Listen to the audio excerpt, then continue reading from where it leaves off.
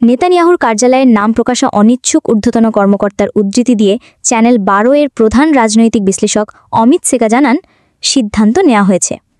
ওই কর্মকর্তা জানান, যদি আমরা এখনই পদক্ষেপ না নিই তাহলে জিম্মিরা অনাহারে মারা যাবে এবং গাজা হামাসের নিয়ন্ত্রণে থাকবে। তবে IDF chief of staff lieutenant general Eyal জামিরের গাজার দখলের প্রস্তাবের বিরোধিতা করেছেন। গাজা উপত্যকার প্রায় ৭৫% এখন আইডিএফের নিয়ন্ত্রণে রয়েছে। নতুন পরিকল্পনার অধীনে সেনাবাহিনী অবশিষ্ট অঞ্চলও দখল করবে বলে ধারণা করা হচ্ছে। এর ফলে পুরো উপত্যকা ইসরায়েলের নিয়ন্ত্রণে আসবে। এই পদক্ষেপের ফলে গাজার লাখ লাখ বেসামরিক নাগরিক এবং এখানে কর্মরত দাতা গোষ্ঠীর কর্মকর্তাদের উপর কী প্রভাব পড়বে তা স্পষ্ট নয়। আইডিএফ জানিয়েছে তারা পুরো উপত্যকা দখলের বিরোধী। সেনাবাহিনীর ধারণা, হামাসের সকল অবকাঠামো পরিষ্কার করতে কয়েক বছর সময় লাগতে পারে।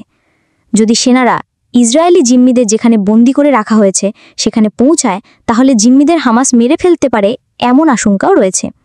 সোমবার নেতানিয়াহু বলেছিলেন, তিনি যুদ্ধ কিভাবে এগিয়ে নেওয়া যায় তার বিষয়ে আইডিএফকে নির্দেশ দেওয়ার জন্য মন্ত্রিসভার বৈঠক আহ্বান করবেন।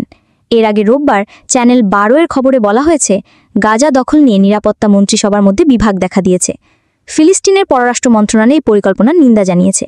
আন্তর্জাতিক সম্প্রদায়ের কাছে আহ্বান জানিয়ে তারা বলছে, ইসরায়েলের পরিকল্পনা রোধ করতে জরুরিভাবে হস্তক্ষেপ করা হোক।